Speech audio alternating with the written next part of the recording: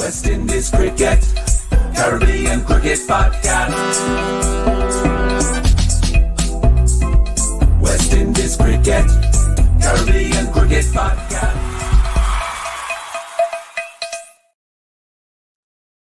Welcome to another Monday Night MashUp. I'm your host, one half the Caribbean Cricket Podcast, Machel St. Patrick Hewitt. The time right now is 8 minutes past 10. I'm 8 minutes late for the call-in show. 8 minutes late. But hear what? I must be in bed by 11 o'clock at the latest because I got to go to my bed. I got to get my sleep. So those who are calling in today, be quick with it, No long conversation. Just get in and get out. Quick. Why for that? Quick. Get in, get out with your point, etc. What do we have to talk about? What do you have to talk about this week? West Indies women made it to the World Cup semi-finals and lost to the eventual World Cup winners, New Zealand. We've got that to talk about. West Indies have won the moral victory in Sri Lanka. Although we lost the T20 series 2-1, we won the moral victory. Although we lost the first ODI versus Sri Lanka, we won the moral victory. So we've got that to talk about. Enough moral victories taking place in Sri Lanka. So we've got enough moral victories to talk about. I posted an article on our Twitter handle, X handle, today, where Kishore Shallow has confirmed that there will be a domestic T20 tournament, which will be in May 2025. Myself and Santoki have been speaking about this for quite some time. We'd said that we'd been told it was going to be May 2025. It's now confirmed that it will be in May 2025. Largely speaking, it's going to be an emerging players tournament or a youth man tournament with a sprinkling of old guys. They are currently trying to debate and ascertain how many of the nations within the Caribbean will take part. The suggestion is it's going to be more than what you think are the traditional islands, so to speak, because the competition is going to double up as qualification for the LA Olympics. So if it's going to double up as qualification for the Los Angeles Olympics, then it would make sense that Leeward Islands probably has to split into its different territories. Windward Islands might have to split into its different territories as well. So they're still quibbling about what the makeup of the tournament will look like vis-a-vis which teams actually enter it, because they have confirmed that it will also work as an Olympic qualifying tournament. So it'll be very, very interesting to see how many Caribbean nations are allowed to take part in this domestic T20 tournament. Super 50 squads are out. Jamaica's squad isn't officially out, but I mean, I've been told what it is. Barbados squad is out officially. Leeward Islands squad is out officially. Trinidad squad is out officially. Guyana's squad is out officially. So the only squad we haven't heard from yet for Super 50, we don't know CCC, we don't know Windward Islands, and we don't know, we kind of do know West Indies Academy because they've announced who's in the West Indies Academy. So we kind of do know what their squad's going to be as well. The West Indies Academy, it's been announced in the last week that the West Indies Academy will be moving to, or not even move, have moved to Antigua full time. So the men's academy is now officially in Antigua, as in the players, no matter what territory they're from, have moved to live in Antigua and will be playing in Antigua and based in Antigua day in, day out for the full year, which is, again, good news from a cricket development point of view. What else have we missed?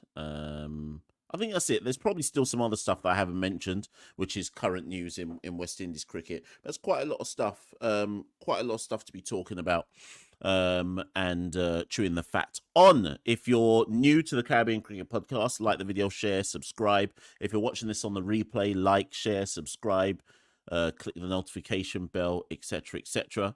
Also, if you don't know, I've said it on enough videos in the recent past, I will be in Antigua. I fly out to Antigua on Tuesday next week.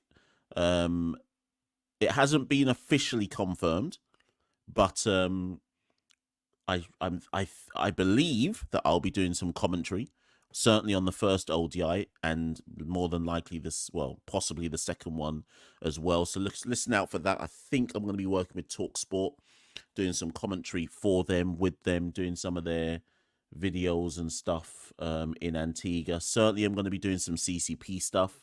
I've already kind of sorted out some stuff around going to watch the academy play and train at CCG. So look out for some content when I'm in Antigua as well. So yeah, we'll see how that goes. Which reminds me, if anybody wants to be a patron, head to www.patreon.com/Carib Cricket. Every little bit helps, because God knows I'm bankrupting myself to go out to Antigua for this tournament. So don't think I'm rich out here, because I'm bankrupting myself for West Indies cricket. That's what I'm doing out here. Pure bankrupt activity. My gravestone is gonna read: he bankrupted himself for West Indies cricket and saw pure L's. That's what my gravestone's gonna read, you know. So anyways, let's look at some comments. Roblox says, when does Super 50 start? It starts next Tuesday. The 29th is when it starts. Yeah, the Zim 10 got exposed. Yeah, I'm not surprised. Not surprised Zim 10 got exposed. Let me tell you lot this right now. Every single T10 league in the world is corrupt and is a vehicle for money laundering. Pure match fixing is going on. From the minute you see the words T and 10 in the same title, just know that match fixing must be going on. Must be.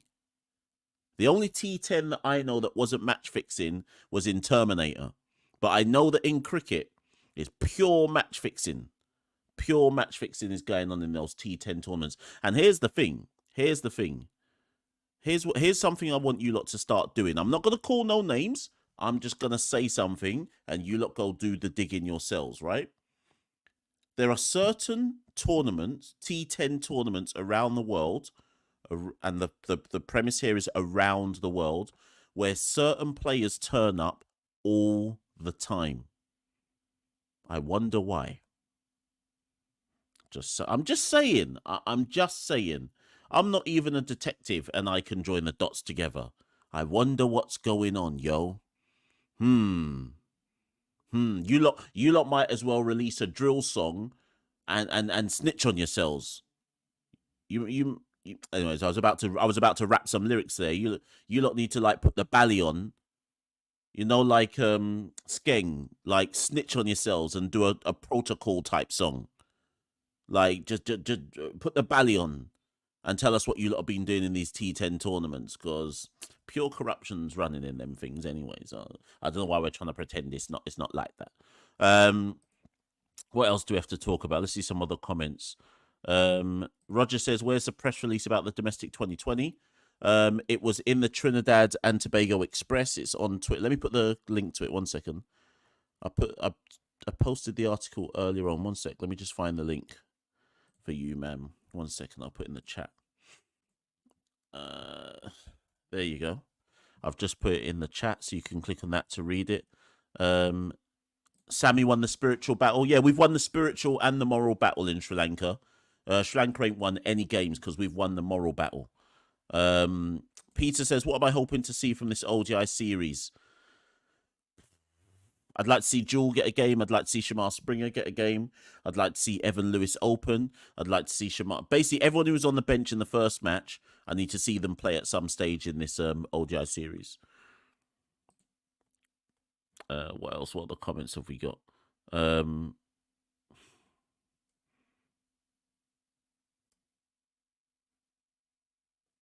Stefan Roach says we got to get rid of Sammy to win the World Cup. Come on, man. Come on. Like, our ODI team needs all of the deities to come together. We need all of them. We need Buddha. We need Jesus. We need Shiva. We need Allah. We need... Who else? What other deities am I missing? We need all of them to come together like Power Rangers and save us. There's no coach that can save our ODI side. It's only divine intervention that can save us. Every single god out there needs to come together and unite. and put an almighty spiritual blessing on our ODI cricket. All of them. All of them. All of us need to just lift up prayers to whichever gods we believe in and say, I beg you, just drop a few blessings on our ODI side. There is no coach that can do anything. There is no coach that can do anything with our ODI side. So this is bigger than Sammy. Anyways, let me put the link in the thing, man. There we go. Right. Yeah, so oh well, sorry. So I've just put in an order, by the way. So I've just confirmed the order of the new merch for Caribbean Cricket Podcast. It's called Antique Burgundy. Let me see if I can find the picture. Let me show you lot. Let's see if I can get up. So it's going to be beanies. Obviously, some of you lot live in hot countries. If you're certainly from the Caribbean, you lot don't need the beanies. But all of the European West Indian fans, you have to get these beanies. Let me show you lot the design that I've just ordered for this. It's going to be a patch, obviously, on the front, the CCP patch on the front. Let me just show you lot. What I've done. So I haven't worked out what I'm going to retail them at yet. But here, let me just share my screen. Let me share my screen and show you lot this new design. It's not fully mocked up yet. But the point is, this is the new merch that's coming. Let me just. Where's my thing, man? Let me share this screen. Give you lot a bit of a guide. Here we go. So it's gonna look something like that. So it's not straight. So you see like the hint of the black in it as well as the burgundy. So and then at the front of it, you'll get the CCP logo. So similar to what's on the front of this hat, you'll have the CCP logo on the front of the beanie. So obviously we're coming up to winter time. So let me stop that. We're coming up to winter time in Europe. So it's time to bring out the winter merch. So CCP maroon beanies coming out very, very soon. Haven't decided what they'll retail at, but hit me up, people, if you want one. I don't listen. If you're in the Caribbean, buy one anyways, but you can never wear it unless it rains. So I don't know what you plan to do with it if you're in the Caribbean. US fans jump in it as well. So on and so forth. So watch out for that soon. I've only ordered 25, so limited edition CCP beanies, first come, first serve. Make that 24 because I always take one of the merch for myself. So there's only 24 available when they land, people. So get at me if you're interested. Is TC here? TC, I sent your sweatshirt. Your sweatshirt went in the post today. So that should arrive in the United States probably within the next 5 days or so. Kyle, if you're listening or watching, your sweatshirt's gone to Germany. Danny, yours has gone today as well. One second, people. So I've got 2 sweatshirts left. Hold on. I've got 2 sweatshirts left. Ospreys. I've got Ospreys. You lot thought you were ringing in to talk to me. Hold on. I've got Ospreys one, which I need to send later this week. So what I've got left in my merch box, people, is 1 second. Yeah, I've got 2 XL, double XL sweatshirts. I've got 2 double XL sweatshirts. This is Ospreys one, I think. Yeah, this is Ospreys one, which I need to send off today. So I've got 2 double XL sweatshirts, and then that is all sweatshirts gone. So if anyone's interested, double XL CCP maroon sweatshirt, get that. Get at me. All you have to do to get it, people, all you have to do is just pay the postage. I'll send it, and then you just send me the postage for it. Anywhere in the world. And people know me. This is the thing. You lot know that I'm good for the merch, I've never let anybody down when it comes to merch. I've always sent it, no matter where it is in the world. We got CCP merch in Japan. We got it in Northern Ireland. We got it in the United States. We got it in Trinidad. We got it in Antigua. We got it in Germany. We got it in Switzerland. We got it everywhere, man. CCP's touched every part of the globe. So if you're interested, just let me know. 2. So if you double XL, 2 left. If you want them, first come, first serve. You just have to pay the shipping. and I'll get out to you. Eager to get rid of those last two so I can just move on. So let me know, people. Right, anyways, let's get to the chat. Who's up? We got 3 people waiting in the chat. Let us go. Oh, sorry. Sheldon says, what about these caps? Do you know what? I sold them all, you know. I did 25 of these caps. I don't even know where they are in the world right now. I know I sold them, though. Who's got Caribbean Cricket Podcast test cap? Santoki don't even have one of these. So I've got one. So 24 other people must have one of these test caps. But I can't remember who took them. But they're sold out. I might do another run of them, though. I might do another run at some point. Right, okay. Let's bring Ulster Uncle on. He's going to be the first one on the show. Ulster Uncle is from Northern Ireland, people. So last week in my year 10 lesson, I was teaching devolution. Fam, these year 10 kids were looking at me like, what on earth are you talking about? Big devolution, you know. They were looking at me like, I might as well have been talking Japanese to them. Like, I don't know what. Anyways, let me bring on Ulster Uncle. Anyways, right. How you doing? Yeah, listen, my training had worked out then. Yeah, whenever I took you up past the Stormont building, whenever we were yeah, exactly. Yeah. You know, where you see, I'm teaching you so much, Mash. How you doing, bro? How they react to the peace process in Northern Ireland? Oh, we're not ready for that part just yet. It blew their minds. Of course, it won't surprise you that in South London, when I said to them, you know that Republic of Ireland's not actually in the UK. I did we're at that stage of conversation. We're not ready for any. We're not ready for anything else just yet. Oh no. Yeah. That doesn't surprise me though. No, quick one. The thing that interests me today is that the T20 league that's been announced. Quickly, I'm going to say for you, is going to go for my question. Look up the men's T20 ICC rankings. Yeah, I've just seen that you put the link in the private chat. Yeah. So what am I looking at it for? What's the main thing I need to pick out? So, in that ranking list. So first of all, in regards to if it's going to be that the different sort of islands and nations are going to be represented at the World Cup. Outside of the World Cup. At the Olympics. Sorry, yeah. Who? Okay, 2 questions. Who, if it was today that we had to pick, who do you think would be the nation that would go in? And where in the rankings do you think they would come? So, like right now, the highest ranking Caribbean sort of nation would be Bermuda at the 31, ahead of Saudi Arabia, but behind Italy. So, what nation do you think would win a T20? Or be the best T20 in like the West Indies sort of setup? So, where do you think they'd be in the rankings? Do you know what? As you're talking, because I think I need to show this to people when we have this point here, because I know Osprey's in the background and he wants to come on, and I was ready. I was getting ready to violate him and say that one of the Caribbean nations is better than Scotland. But let me just bring it up. Right. So hopefully people can see this. Hold on. Hopefully people can see this on the screen. So ranked number 11 is Ireland, Zimbabwe are 12th, Scotland 13th, Netherlands 14th.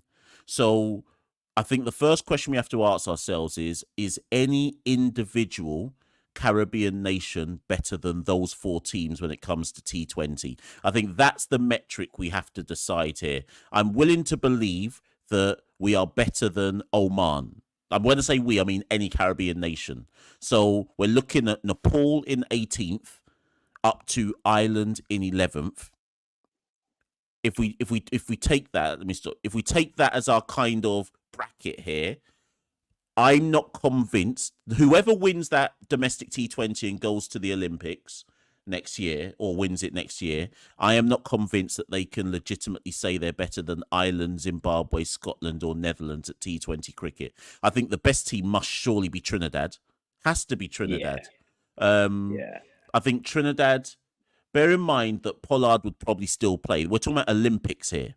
right? Yeah, So that's interesting. Yeah, that's interesting. Yeah, without even thinking, you've already got Pollard, Narine, assuming they would play because it's the Olympics. Pollard, Narine, Puran, and then you throw in all of a couple next man around them like Terence Hines and all that lot. Jaden Seals and do you think Bravo, he, DJ Bravo, would be back?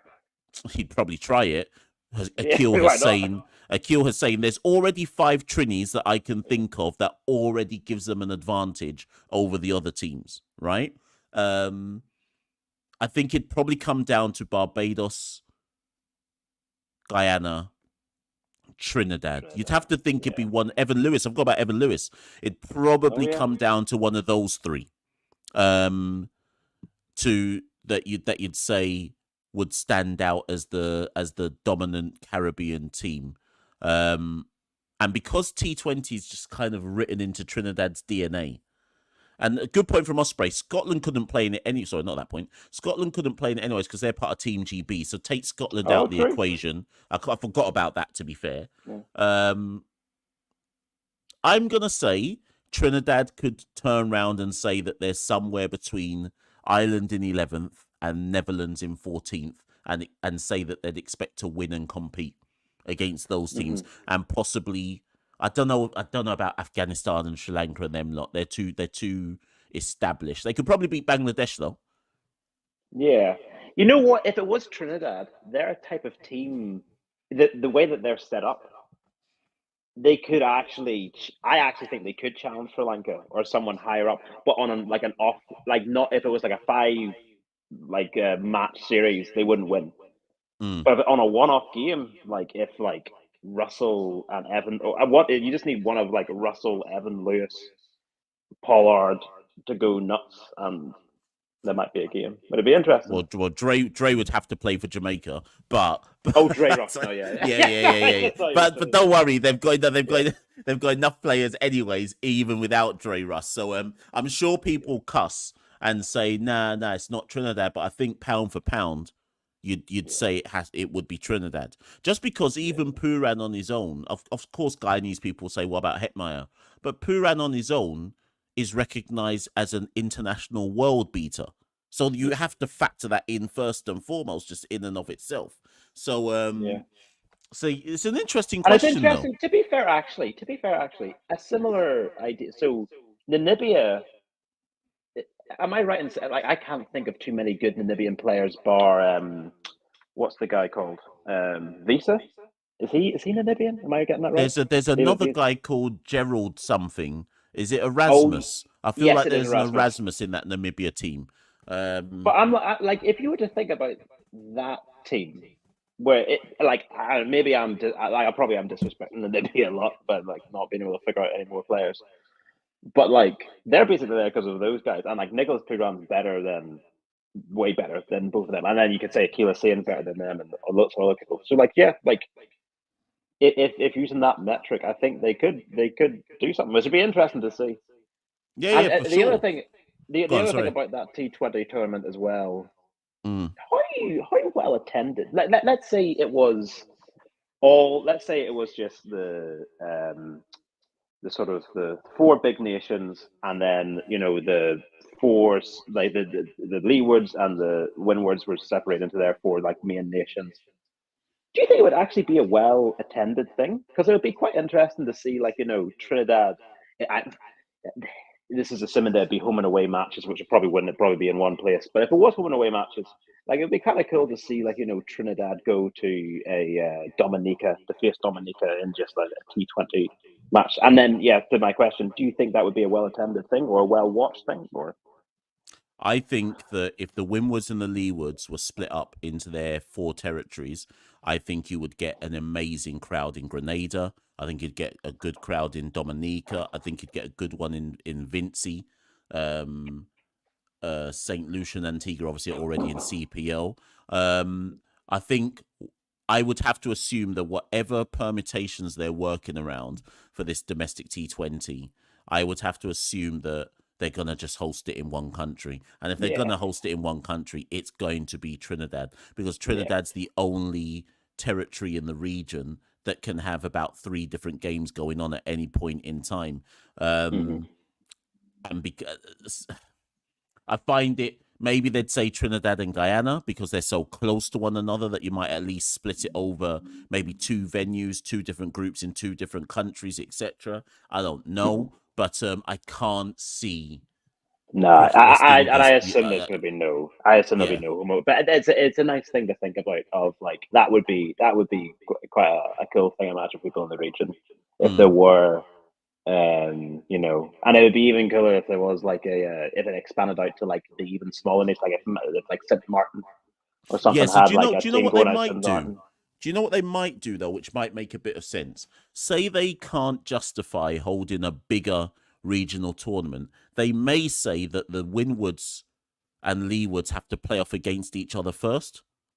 So St. Lucia and Cole all playing a four team like round robin thing to determine which team goes through from the Windwards, which team goes through from the Leewards to then join Barbados, Guyana, Jamaica and Trinidad. It's probably likely to be that. But if they do it that way, that then, in theory, should allow the even smaller islands like St. Martin, for example, to also take part.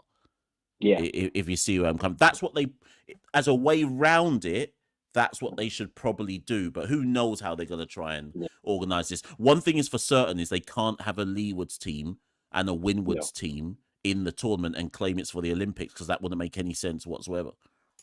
Yeah. No, absolutely not. And then the final thing, just on that T20 tournament, do you think it would be better? So if it is like a 12, like a whatever it would be, 10 team or whatever many teams that would be, tournament versus like a 6 or 8 team tournament as like the Super 50 and the West Indies Championship is based. Do you think that would be better or worse for West Indies cricket? Like, would it be better in regards of a smaller tournament and amount of teams, but the quality is better, or a wider one, the quality is going to be pretty rubbish, but you might see more players? Okay, so yeah, I'm going to go with the latter. The quality will be worse, but you've got to try and grow the game. And to me, growing the game in the Caribbean is more important than overall quality. We found Shamar Joseph by chance pelting mangoes and working as a security guard, right? Which tells me that you have to grow the game to find more players. Shamar Joseph wasn't, no matter how people try to paint that story, there was no structure and design to find in Shamar Joseph. It pretty much was luck, right? So you have to widen the net, so to speak, in the Caribbean, and you might find yourself lucking out and finding a random player in one of the other nations that you previously wouldn't have had eyes on. And if you think about the Windwards and the Leewards in particular, Windwards and Leewards are picking so-called the best 11 to 15 from within their region, right? But given that politics runs cricket before cricket itself, there's probably players missing out who should already have been given a chance by now, and they won't be given those chances unless the pool goes wider. So I'd rather take wider and a lower quality in the hope that we find a kind of uncut diamond, so to speak, or some kind of gem in the rough that nobody knew really existed. Yeah, I think I completely agree. I think undoubtedly there'll be like 1 or 2 players that'll come from that tournament at least that could at least find themselves getting CPL contracts when they would never have had a chance for whatever reason. That would have come from one of these smaller islands or nations where, like, they're overlooked for like the big 3 or like, one of the bigger nations inside of like the Leewoods or the Windwards. So it'll be interesting. So be pretty down bad in quality wise, but it'll be interesting on the same. I reckon more people would watch though in the Caribbean. Because just because you're seeing cricket. I'd be super interested. I'd be very interested. I'd be Like, very interested to see. I'd be interested to see like what team a full 11 of Dominicans would look like, or a full 11 of of whoever else, Grenadians. Yeah, for real. Listen, let me bring the next caller on, anyways. But thank you as ever for calling in even. No worries, mate. All right, cheers. All right, yeah. Take care. Cheers. Yes, yes. I should have put. Let me 1 second, people. Let me try this because it is live. So right now, so let me just put this in. Let me put the poll in the chat right now. Look at this computer going slow. Okay, right. Let me put this poll in the chat. Is there a poll here? Okay, here we go. So, who would win a domestic T20? Okay, let's put these teams now. I don't even know why I'm putting Jamaica in here, but we have to. Like, Guyana, Trinidad, Barbados. I'm not even gonna put like Antigua or Dominica or Grenada. Let's just leave it as the top 4. Right, okay. Remember, people, though, the tournament is framed to be an emerging players tournament with some kind of rule where you can only have like 3 or 4 senior guys. So bear in mind that it wouldn't just be like the first choice team, if you see what I mean. So you can't base it on, right, such and such has the biggest depth in the region, or the kind of depth in quality in the region, because it's going to largely be an emerging players tournament. Anyways, let's move to Osprey. He's next to come on. Yes, Osprey. How you doing? How you doing? Yeah, I'm not too bad. Well, considering I've got a bit of a cough, so you might hear me cough at the time. So yeah, Scottish weather. Yeah. So like I just want a quick follow-up point on stuff from Ulster Uncle. Just saying that if a West, like any island, goes to the Olympics, I would put money on them beating the United States, because the United States will likely get a host spot on optional things for the team. So, as I said, not very good in the men's team, really bad for the women's team. But just put it to the point. Whole Olympics thing's an entirely different topic. But I did say we have 1 point of data for the women's. We have, like I said, we had the Commonwealths 2 years ago, and Barbados went to beat Pakistan there. So I think that's a good metric of where the women's team would do at if they were one of the islands went to the Olympics. Did they? I can't remember. Did they beat Pakistan? I can't remember. Yeah, they beat Pakistan in the. They beat Pakistan. Did they? Was Thailand in their group as well? There was someone else. Was it? Thailand out in the Commonwealths, but no. Sorry, who was it? It was Pakistan. Just have a quick look. They lost to India, maybe. Who was in that? Yeah, something like that sounds right. I'll just get. Yeah, lost to India and Australia. That's no surprises. Right, okay. Yeah, but they beat Pakistan. So yeah, so that's a good indicator, to be fair.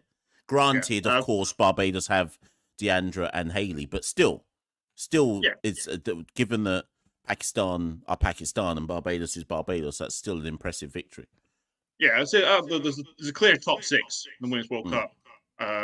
England, Australia, India, South Africa, New Zealand, and West Indies. And then there's quite a drop to Pakistan. And Pakistan, you would say, the best of the rest. Right, yeah. So I say. So I think that's a good metric in there. But we won't have I don't think cricket will be at the 2026 ones in Glasgow because of the cutting sports from 19 to 10. So cricket's probably going to be one of the sports that gets cut because of the costs of running it. And it's only 1 medal. So, right. Anyway, I was bringing on what's come on to talk about the Women's T20 World Cup. So come on after the 5th tournament and saying, well, West Indies women overachieved.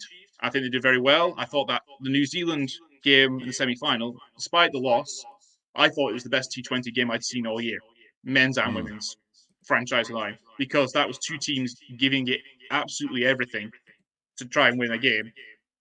And they said you just one team had to win, and New Zealand edged it because they had a bit more experience and they had better execution of their game plan slightly. West Indies bowled extremely well. Like I said, they gave away 1 extra. They didn't give a single wide away. And they got 1 no ball. And saying, how often does that happen in T20 cricket? I mean, South Africa gave 10 wides away in the final. So like I said, it's kind of a difference, and just shows how good a bowling performance that was from West Indies cricket. But the question I have to ask is, where does West Indies women go from here? Okay, before I give a full answer, Fireball has said that I'm echoing. Yeah, so everyone's okay. Hold on. Hold on, Osprey. Apparently, I'm echoing, so I'm gonna just do something. Yeah, I here. can hear a slight echo myself. Can you hear an echo now? No, I can't hear echo now. Oh, hold on, you can't. So it's only when Okay. I'm speaking Okay. is the echo. Is it? No, I can't hear one now. Okay. Hold on. You can or you can't? No, I can't hear one now. Oh, now I can. All right, one second. It stopped for a moment and then people. it started again. Right, Osprey, here's what you're going to do, right? I'm going to take myself off screen because I have to get some headphones. You just talk about cricket in the meantime to the fine. audience whilst I just go and sort out some headphones. So you've got the floor all to yourself. Talk about our suggestion plans. Okay, 1 second. I'll be back. Okay, everyone, just so you know, while Mash is away, go and get your likes and subscribes to the CCP channeling. Mash does a hell of a lot of good work for commentating and promoting West Indies cricket. I'm saying that as a Scotsman here. But see, I don't think people want me to talk about match fixing, but we could be here all weeks for that and talk about that one. And also, I did watch the West Indies striker gaming because I thought the Women's World Cup was more interesting. So I'll be honest on that one. Okay, I'm here. I'm here. Can you hear an echo? That you did well. You did well. Can you hear an echo now? No, I can't hear an echo now. Okay, we're good. I think we're good to go. Okay, cool. So, where do the West Indies women go from here? I was thinking about this. Funny enough, I was thinking this after they got knocked out because obviously there was a lot of commiserations and you tried really hard, you did us proud, and I was mindful that that's kind of like that's what you expect to hear, right? That well done, ladies. And I was guilty of it, and I mean I was proud of them, but I was also guilty of that kind of well done, you've done us proud, without necessarily thinking about, so now what? Now the head coach Shane believes that he has got a real good cohort of ladies to work with. And do you know what we should say as well, Osprey, is that they tried some stuff in this World Cup which potentially puts them in good stead going forward. So, for example, Kiana Joseph opening was a revelation. Yes, I 100% agree with that. Right. So they've found themselves granted in the T20 format, they've found themselves a fourth batter, right? Now, obviously, Stefani Taylor has injury woes, but Kiana Joseph means they now have Hayley, Kiana, Deandra, Stefani, where you can look at them and go, you can carry your bat to some extent. It won't always come off for someone like Kiana, but she's been trusted in a premier position and given the confidence to believe she can do well enough. So that's a massive tick for me, that they've found someone that they previously probably didn't know could fulfill that role. Okay, so that's 4 out of the top 6 is sorted. Chanel Hendry obviously copped a blow on her head. We know she can hit a long ball. And then if you look at the bowlers, I was impressed, particularly in the semi-final. Zaida James 18 months ago was the best of the under-19 team.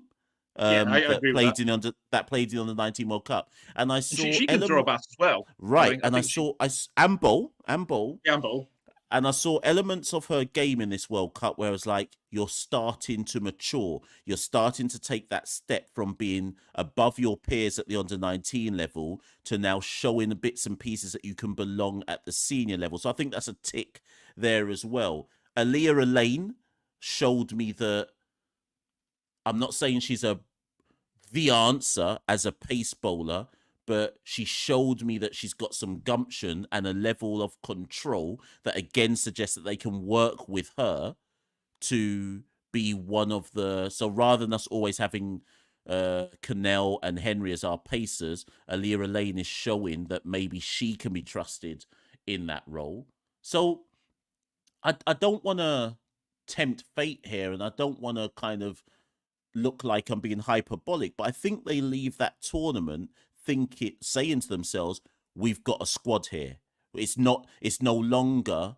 So they went into that tournament being like, boy, Hayley Matthews is going to have to do something. And I think actually they've left that tournament thinking, okay, we've got a squad that can complement Hayley and Deandra Dottin? Maybe not all the time, but enough to make them competitive. What say you? Yeah, I think that's a fair thing. I think they basically just said, let Hayley and Deandra and Stefani, but obviously Stefani got her injury, and Campbell do the heavy lifting, and then you guys, the rest of the ladies team, could go out and you can play with freedom. You can go and effectively do pinch hitting roles, and that's what Kiana Joseph was just sent out in the first few games, and did very well. She played basically like Johnson Charles did, and that's fine in the women's game because the strike rates are much lower. You can get away with the Johnson Charles start. Like when it came on a couple weeks ago, you said you get away with the Johnson Charles innings. Did that, and she played a Johnson Charles innings against England, and that got her man of the match, well, player of the match, sorry. So I think that was just generally it was a good performance, and people, you asked at the preview thing to people to put their hands up, and they did. I think that's a lot of positives there. I was reading that say it's like my question is like say it's more about the development structures around it. I said I criticised the start tournament lack of preparation and lack of domestic game time in there, and Shane's proved me wrong on the preparation front. But like I said, still the domestic game time is concerning because when you look at, I was reading an article talking about Afi Fletcher's preparation for the tournament. I don't know if you saw this one. Afi Fletcher's, when she's not with the national team or doing the regional team, her training is going into the nets with her partner and just bowling and batting and saying she was the third leading wicket taker in this tournament, and that's the training we'll get she's getting. I'd like to get a little bit more than that. And same thing with quite a few of the players from the smaller irons in that similar kind of position. It's just a bit more of a professionalised setup. So here's the thing. Sorry, go on. Yeah, I was saying we have moved light years on from there because the first 6 contracts for women were in 2010, I believe, I understand. And now we've got 30 players now either century contracted or with an academy contract. That's a huge jump in there. I know the women aren't based in are going to be based in Antigua the full time, but that's still a good stepping stone from there. Yeah, and I think, and that's why I think Kishore Shallow and whoever's behind the scenes with him that have kind of come up with this are to be credited for one, giving out more professional contracts. Obviously, Hayley Matthews got 2 years. Stefani and Shemaine Campbell have got 2 years. I think they're to be commended for taking that next step in securing the future of what they class as the top 30 women and girls in the region in terms of the 15 seniors, the 15 in the academy, etc. The thing that I would say, though, Osprey, and I know that there was that announcement today from the ICC, I think the next obvious thing for some of these West Indian players is that they need to get franchise deals, and the only tournament that seems to give wider franchise deals out is the Fair Break tournament. That's been on hiatus for a couple of years now. Yeah, exactly. But that's the last one that I remember, like someone other than Deandra or Hayley getting a contract. And I don't know how, beyond maybe scheduling some more domestic tournaments, or more, I don't know how these players get. Obviously, Hayley will be fine, Deandra will be fine, but I don't know how these players get more game time because there's not enough cricket to go around worldwide. Never mind in the Caribbean itself. Yeah, I've been pondering this for things because I've got like 4 or 5 different suggestions of like what I could do, but obviously I'm time short now. But the cheapest one I could think for. Well, the one is like expanding women's CPL. That would be a thing, you've got the plans to expand it next year. But like I said, make any additional men's team have a women's team as well. Force that kind of thing with a new franchise. But that's a tricky one to sell to franchise owners on a league that's not making any money. Yeah. The one thing I do is thinking about it is Headley Weeks kind of series. Now we have the 15 in the central contracts for the women's first team, and you have the academy players going to be out there in Antigua for some time.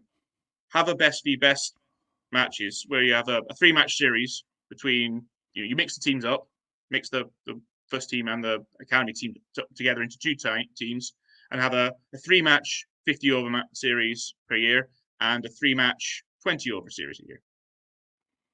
That makes sense.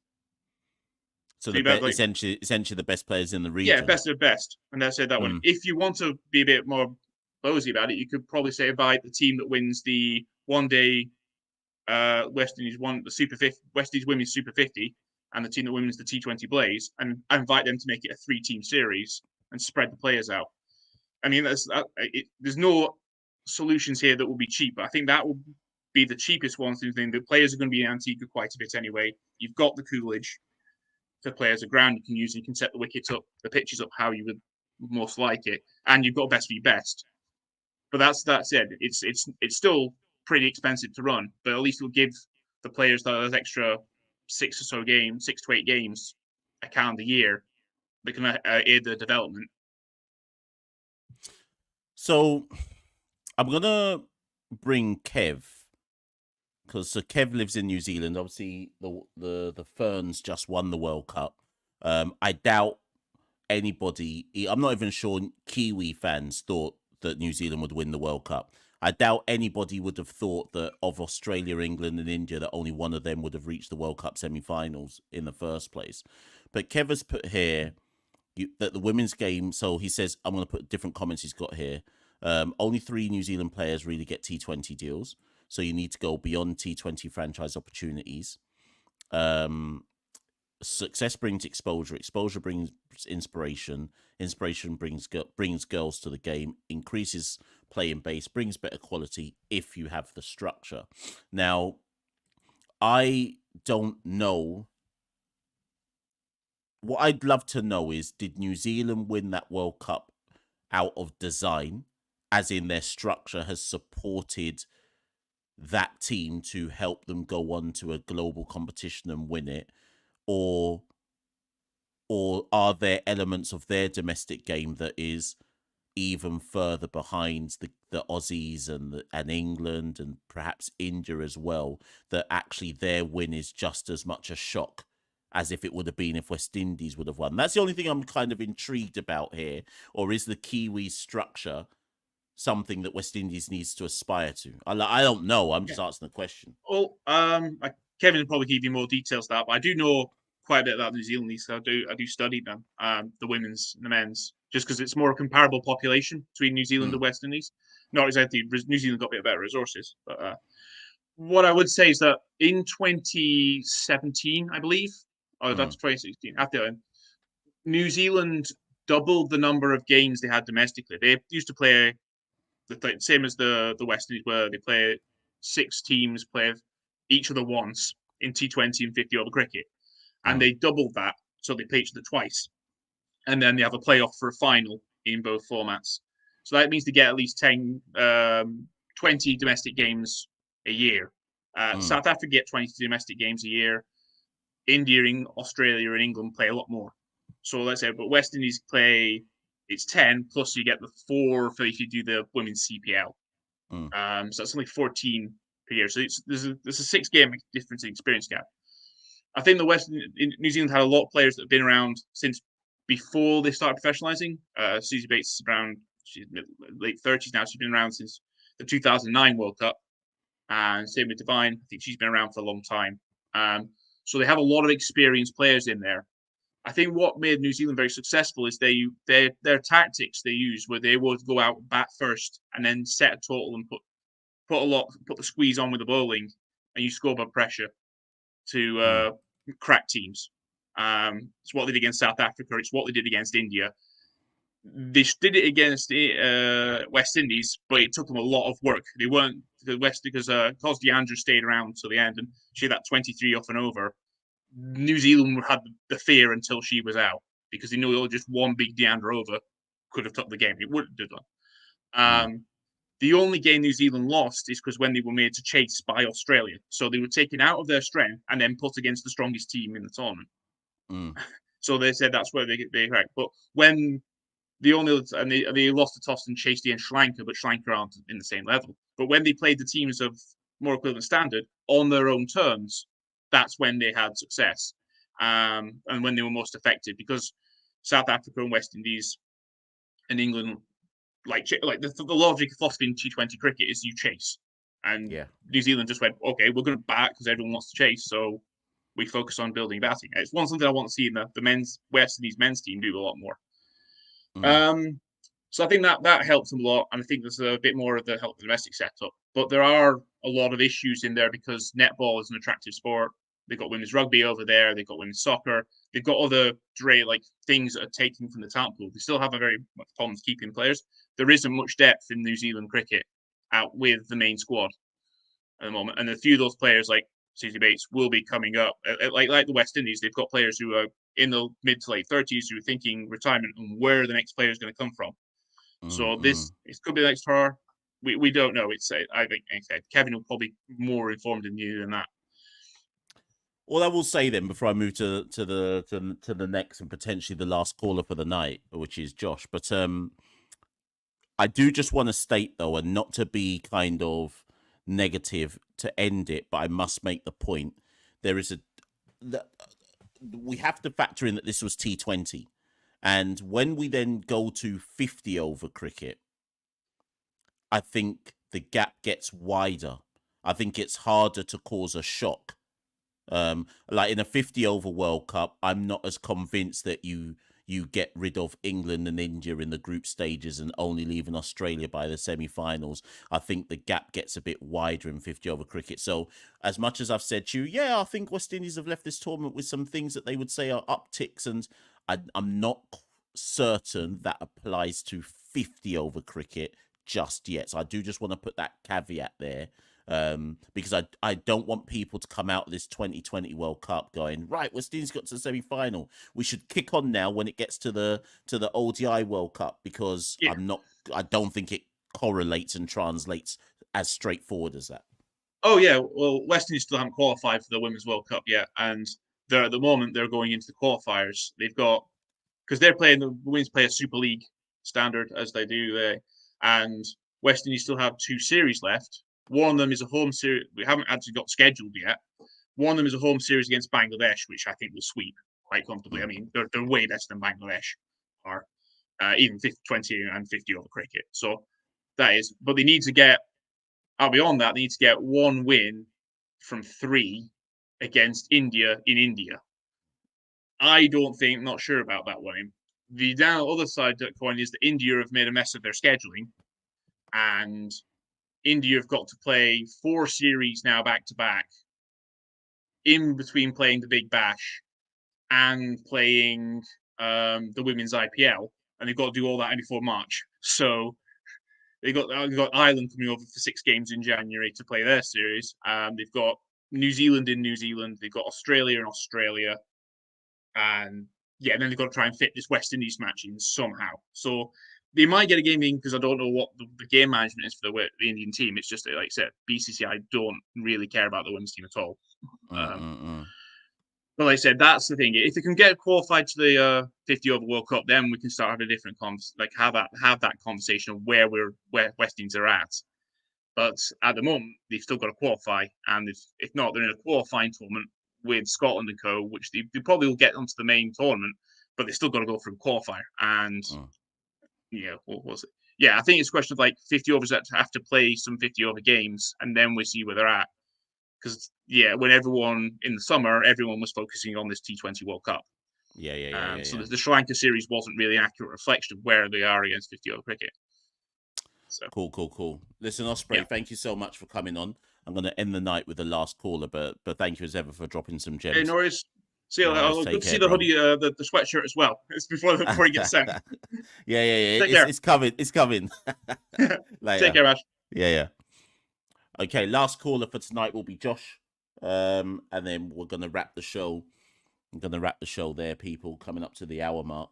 I didn't miss any comments, I don't think. Let me just see if I missed any comments. Frank says, what's their next tour? I think it's that England one, but that's ages away. West Indies women come here in May. I think it's May next year.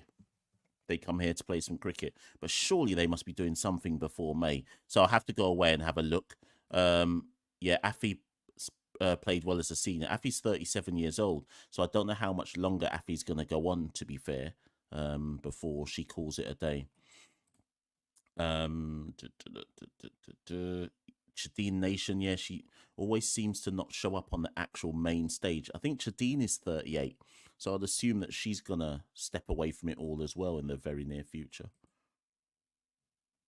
Right, okay, last caller, Josh. Every time I bring Josh on, though, like, his internet chips out. So it's who knows if Josh is really there or not. Let's see, people.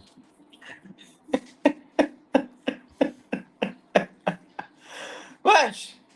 Yes. You know the funny thing you saying that initially when you started the chat with I don't know who you had on first. My internet chipped out, so you know. Who knows? I'm actually on the coast right now, so anything can happen. You know what I mean? Okay. Don't get washed away now. Anyway, I know you probably don't have that much time left. It looks like the theme of the show is depth in quality, and because that's what I really wanted to talk about. Talk to me. It's only so long we can keep running with these 15 players all the time. We need to keep adding more. Who are we talking about? Women's or men? Or both? Both. Right, both. Okay, yeah. Because I noticed that, I know people like, it's only now you're figuring this out, Josh.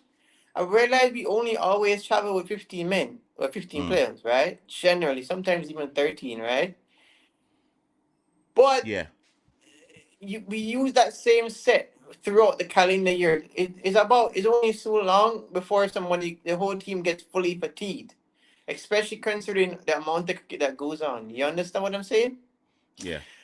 And I just have a feeling that these guys currently right now are very fatigued. And I think the quality of cricket that we're going to see to the end of the year will not be good.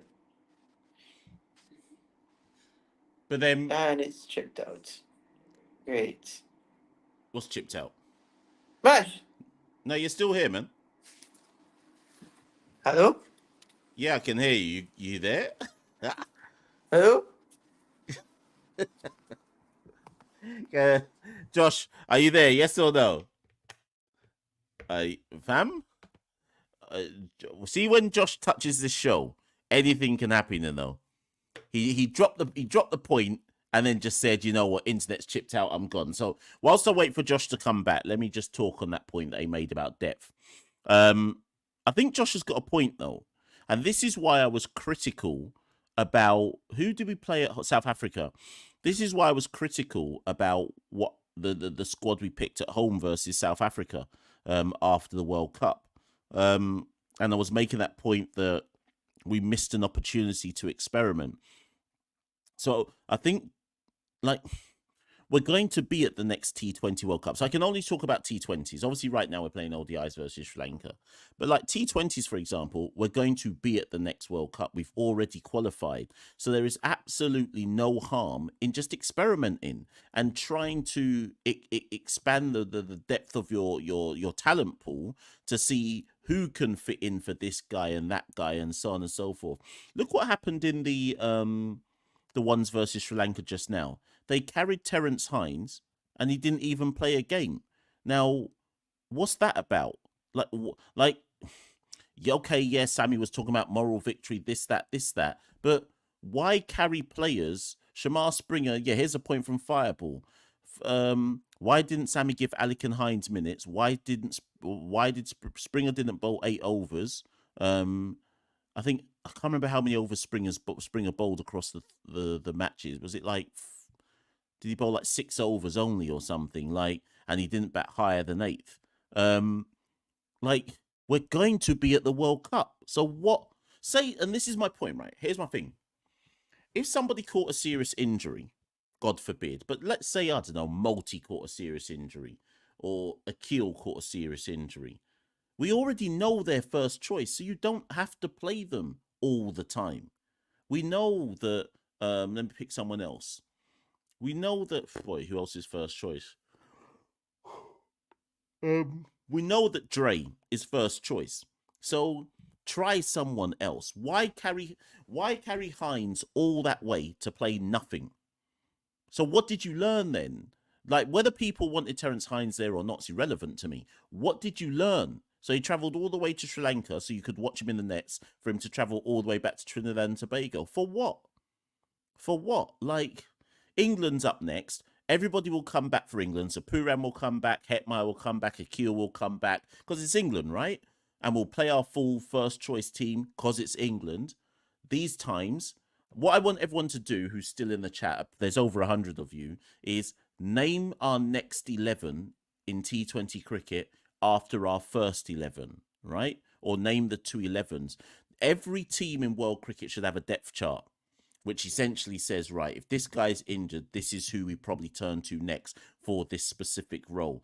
I have not seen enough in the last year of T20 cricket to say that we've expanded our talent pool in T20 cricket. We could talk about expanding the talent pool in ODI cricket, but there's no talent to begin with, because the talent pool in ODI cricket is basically Shea Hope and Gudakesh Moti, and then everybody else is just anybody else, right? So I in fairness, I can't make the same point for ODI cricket, because everybody's position is up for grabs in that ODI side. Nobody is certain of a place in that ODI side. Could make the point for Tess. Anyways, Josh is back, I think. Let me bring him back. So yeah. Oh God, Mash. Yes. Yeah, I don't think I'm going to stick around too long, because I'm afraid the Wi-Fi goes out again. Look like the water's trying to come for me, you know. I hear you. I hear you. But yeah, it sounds like you get my point, you know, and I for some reason, maybe it was financial, but I'm starting to wonder, why did they cut down in the tournament, in the regional 4-day and the T20 tournament that we had, and even the 50 over. I think we need to go back to teams playing two times each, playing each other two times, and then do a playoff, because it's only more games and better for us. You know, look in the English competition. I know it's England, but they play from March all the way down to September. Like, why can't we go back to that? I can only assume it's financial, you know. And I mean, they'll say it's financial. The season just before COVID came, so 2020 was a 14-match season, or teams are playing home and away, right? right. We haven't had home and away since 2020. Now, their way around that was to add CCC and West Indies Academy to at least extend the matches so everyone's playing 7 now. But that's half. That's half. It's half. Yeah. And so there's no best versus best at the end to even take it up to 9. So I don't know. I don't know. What are you really in Red Bull? What are you really learning about players after 7? So essentially, if you only play Red Bull cricket, exactly, and you play 7 matches for the year. And exactly, and we already, as a region, don't play, as a test playing nation, only play something like 7 to 8 games for the calendar year. So if you are a West Indies player, you only play 14 games for the calendar year. Like, how can you improve? So that's basically Craig Brathwaite. Craig Brathwaite plays 14 games for the calendar year. And technically speaking, that's 14 weeks out of 52 weeks in the calendar year. Like, do the maths. When you do the maths like that, that's less than 20. Well, that's just about 20% of the calendar year you're playing cricket. How do you grow? You can't grow. And I think we need to fix that. I think systematically that has to change. We need to go back to the 14 games and figure out something else. Also, I think our regional tournament, the upcoming one, the domestic one, needs to be an under 23 tournament. I agree with that. I hope that's the case. Maybe even under 25, you know. As I said to you last week, we need to bring down the average age, of our team significantly. Don't know how we will do that, but we need to do that. We can't keep going with an average team of 30, 31. That doesn't work, you know. Average age, I should say. I just want to have a little fun chat. Just something different from West Indies cricket, right, Mash? I don't know if you're going to be interested in it, but I'm just going to ask, right? Yeah. You see what was going on now with Steve Smith, Virat Kohli, and Joe Root. Like, just a nice, fun little chat. You know what I mean? Who would you go with as the best number 4 in work right now, and why? It's got to be Joe Root. Like, right now. And by the way, people in the comments, put who do you like, Virat Kohli, Joe Root, or Steve Smith? It's a little fun chat. If we're talking right now, it has to be Joe Root. And for like those who crunch numbers and stats, the numbers talk for themselves. It's Joe Root. If you're talking about who is the box office player, well, it's Virat Kohli. If you're asking me who's the guy I like watching the best, it's Steve Smith. Because think, hear me out, Steve Smith, out of the four of them, if you're going to include Kane Williamson, Steve Smith has made the most of his ability. Like, Joe Root and Virat Kohli and them lot look naturally gifted compared to Steve Smith. Steve Smith, I think, has made the absolute... He's squeezed every sinew out of his ability to have the career he's had. So I actually, of the four, Steve Smith's the one I probably respect the most, because I don't look at him and go, oh, you're really elegant, like you're really great, you're really graceful at the wicket. No, I think he's worked exceptionally hard to become a world-class player. Who obviously he's on a bit of or appears to be on a bit of a decline right now. But I have to rate Steve Smith compared to what he was to what he has ended up as.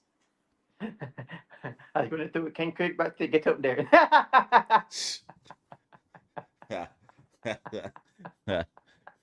Because Craig got all the centuries. He's the only one getting centuries. Mash. Listen,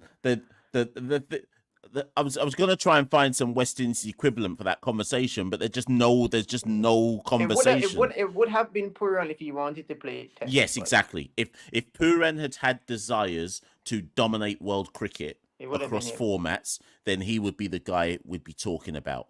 If Darren Bravo hadn't cussed out Dave Cameron, because at one point, people forget this, but at one point when Darren Bravo first jumped on the scene, he was for some people, he was part of that conversation initially when he first broke out on the scene. But obviously his career fell to the wayside and he cussed people out. So that's West Indies cricket for you, exactly. So I don't. Here's my thing.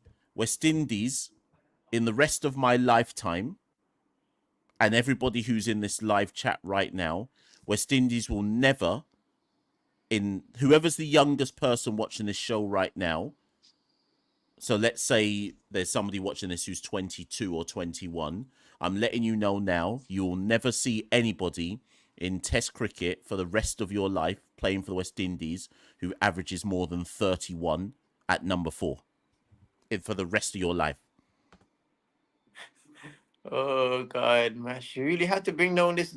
The truth is the truth. For the rest of your life, that's it. If we can get a number 4 averaging 31 at any point between now and all of us passing away, we are up. We've really succeeded. And the sad part is that should have been Shea Hope. I mean, how do you score average 50 in ODI and cannot translate that into tests? How? The moving ball. That's what I say. The moving ball. Yeah. But I'd still put Shea Hope back in the Test team even now, just because. What else are we gonna do? I would. But hey, Mash, I just wanted to have a nice little fun chat because we always talk West Indies and we're always down bad on something. So I felt like it was right to just throw something else just to chat about. You know what I mean? Yeah. Pick up yourself, by the way. And when you come to Jamaica, please bring one of those caps. I'll buy one off of you. You know what I mean? I'll try and do another order. I think I'm gonna be in Jamaica probably Easter next year, around Aprilish. That's when I think I'll turn up. More than likely, if not April, it'll be summer, but probably April. But I'll link you when I touch yard, anyways. Yeah, I want to do is man support the channel, and you know what I mean. No worries. You know I'm good for it. Anyway, guys, you guys take care. Happiness, love, and unity is key. That is it. Yes. Take care, Josh. Take care. Cheers. Yes, people. So that brings an end to another live call-in show. TC says I'm going Jamaica for carnival. Yeah, do a little 1-2 wine pong gal. Yes, must do that. Yes, jump up and down, juve, paint up myself, all of that. Yes. So another live calling show, people. We're done. We are done. What's the time? It's 11:15. I need to go to my bed. Yeah, 11:15. Thank you to everyone who called in. Yeah. Okay. O'Shane Sullivan says Kevin Wickham and Jordan Johnson will prove me wrong. That's my point about somebody averaging over 31. Okay, we'll see. Listen, same time next week, people. Call in, etc.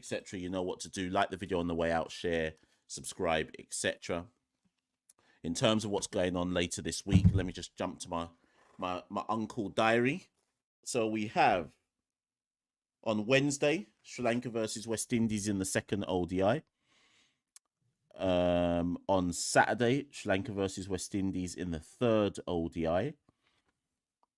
And then next week, Tuesday, the start of Super 50. Trinidad and Tobago versus CCC and Guyana versus the Windward Islands. So lots of cricket coming up over the next month because Super 50 will start, etc. So obviously lots of things coming up on the channel over the next week or so. Big up Santoki. For those who don't know, Santoki has had a baby boy. As far as I know, Santoki's already teaching. I think his baby boy is like 1 week old. I think Santoki's already teaching him a cover drive in the air, of course, so that he can get out. So Santoki's already teaching him the West Indian tradition of ... 1 1 ... 4 ... 1 ... 6 out. So I believe Santoki is currently teaching him the West Indian tradition so that he can make his test debut in 22 years. So look out for young Santoki making his test debut in 22 years for the West Indies. Listen, I'm out. I'm getting out of here, man. I've been Machel saying Patrick here at one half of the Caribbean Cricket Podcast. You done know the done know. Like, share, subscribe, and see you all very, very. West Indies Cricket, Caribbean Cricket Podcast. West Indies Cricket.